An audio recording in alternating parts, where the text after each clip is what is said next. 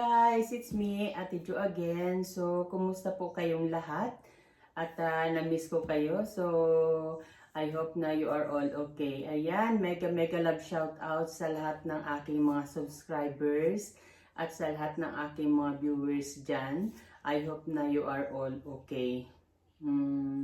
Pasensya na wala tayong mga uploads kasi nga may pinagdadaanan tayo. So,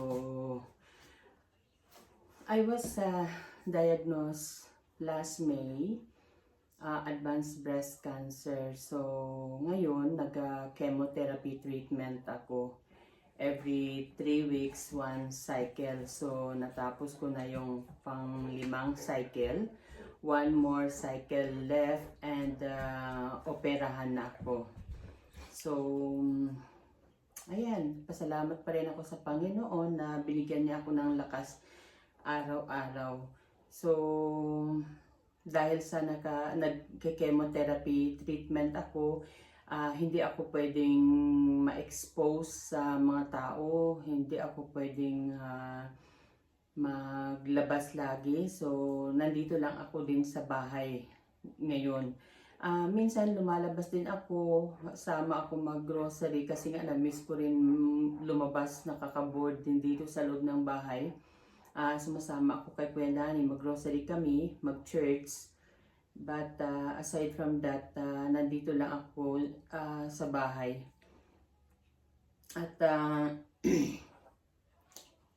may mga time na pagod din ako, pero pag medyo maganda ang pakiramdam ko, ang ginagawa ko dito na libangan sa bahay ay nagpi-painting ako. So, itong aking paintings, ito ang aking stress reliever. So, ito, papakita ko sa inyo. Ito na yung pangalawang natapos ko. Look at this. Napakaganda. It's like I'm a professional artist. Napakaganda talaga. Actually, itong aking paintings is paint by numbers. So, it's easy and fun. Napakadaling gawin. So, ito nga, itong ginagawa ko ngayon. Ito.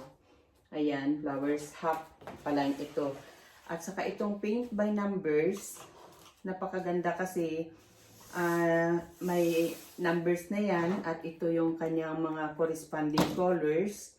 Yung mga corresponding colors niya, may mga number yan. So, according sa number dito, yun din ang ipipinta mo dito. So, napakaganda. Ito ang aking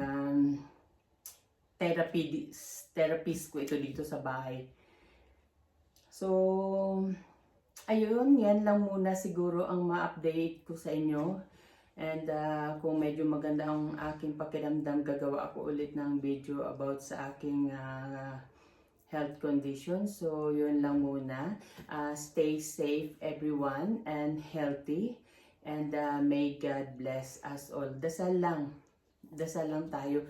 God is good all the time. So, nandyan lang si Lord para sa atin. Bye for now. Bye.